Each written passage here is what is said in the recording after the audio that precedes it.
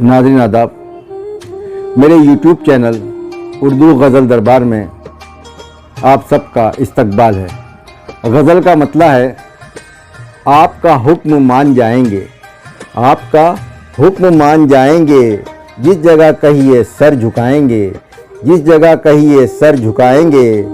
आसमां के वसी कैनवस पर, आसमां के वसी कैनवस पर तेरी तस्वीर हम बनाएंगे, तेरी तस्वीर हम बनाएंगे।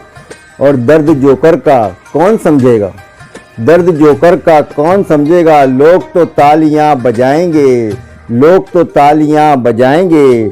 आसमां पर है अब के महंगाई, आसमां पर है अब के महंगाई। फाका कश जहर कैसे खाएंगे, फाका कश जहर कैसे खाएंगे। और ताजिरों के है हाथ में सत्ता, ताजिरों के है हाथ में सत्ता। भेड़िए देश बेच खाएंगे, भेड़िए देश बेच खाएंगे। यार फारूक तेरे मरते ही, यार फारूक तेरे मरते ही लोग तुझको खुदा बनाएंगे, लोग तुझको खुदा बनाएंगे। आपका हुक्म मान जाएंगे, जिस जगह कहिए सर झुकाएंगे। शुक्रिया नाज़रीन।